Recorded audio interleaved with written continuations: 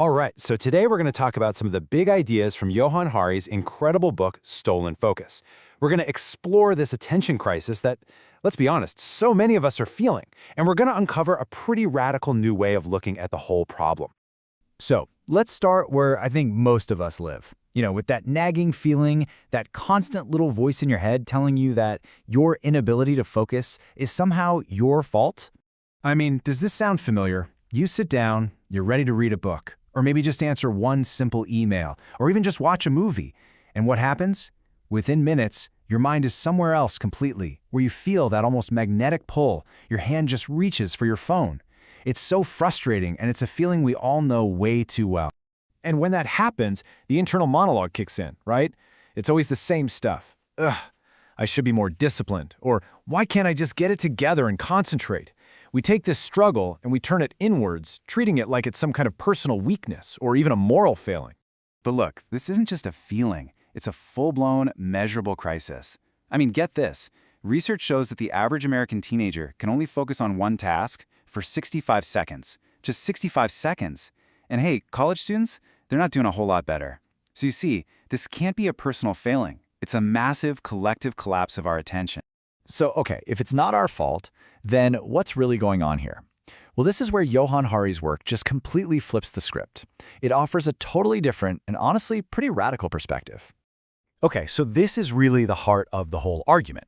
The problem isn't that you lack willpower. No. The problem is that we are all living inside a system that is literally designed to break our attention apart. Your focus isn't just failing on its own, it's being actively, systematically stolen. And look, this isn't just one thing. It's so easy to say, oh, it's just my phone, but it's so much bigger than that. Hari actually points to 12 deep systemic causes. We're talking everything from the tech we use, yeah, but also the food we eat, our work culture, even our schools. And they're all working together to just shred our focus. So for our purposes here, we're going to dig into two of the biggest forces at play. All right, first up, let's talk about the one we all feel every single day, just the sheer breakneck speed of modern life, which is, of course, totally supercharged by our technology. Think about it. Our digital world basically forces us into this constant state of switching. You know the drill, right? You jump from an email to Slack to Twitter, back to the email. This multitasking, it feels productive, but it's not making us more efficient.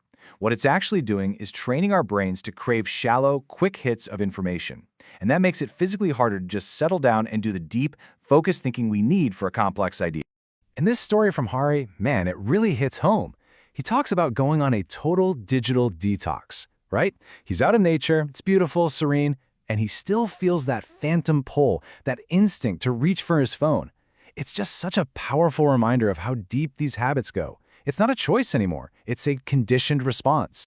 But the problem isn't just the distractions themselves. The real cost, the thing they're truly robbing us of, is our ability to get into that state of deep, meaningful, productive immersion.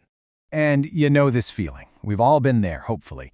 It's when you're just so completely absorbed in what you're doing. Maybe it's writing or coding or painting or even playing a sport, and time just melts away. Your sense of self kind of disappears. That's what's known as a flow state, and that is where our best, most creative, and most satisfying work gets done. Now here's the catch.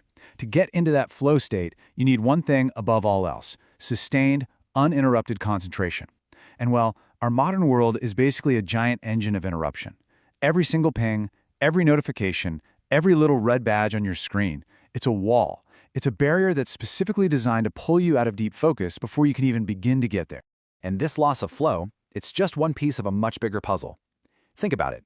Our ability to just sit and read a book for a few hours, it's fading. That precious time for our minds to just wander, to get bored and make new connections, it's being stuffed full of content. And on top of it all, we're just physically and mentally exhausted. All of this feeds into itself, creating this nasty, vicious cycle of distraction and burnout. And it's not just a hunch. The data really backs this up. Just look at reading for fun. Between 2004 and 2017, the time men spent doing that plummeted by a staggering 40%. For women, it dropped by 29%. This isn't just people picking up new hobbies, you guys. This is a massive, clear sign that we as a society are losing the habit of deep focus. Okay, so if this is a huge systemic problem, what does that mean for the solution? Well, for starters, it means we have to stop blaming ourselves. We have to stop looking inward and start looking at the systems all around us. You know, trying to fix your attention with a few personal life hacks while the whole world is designed to distract you, it's like trying to swim up a waterfall. It's just exhausting, and in the end, it's not going to work. The only way forward is with a collective solution. And make no mistake, this fight really, really matters. I mean, our ability to think deeply, to solve the big problems we face, to really connect with the people we love, even just to achieve our own personal goals, it all hinges on our ability to pay attention. This is nothing less than a fight for the quality of our own lives. Now, the book itself goes into all sorts of potential solutions, but the crucial first step is this massive shift in perspective. So the question I want to leave you with is this. If our focus has been stolen, how do we, as a society, steal it back? If we finally stop blaming ourselves and start seeing this for what it is, a shared battle, what can we start to demand? What can we change together to build a world that actually supports our focus instead of one that profits from stealing it?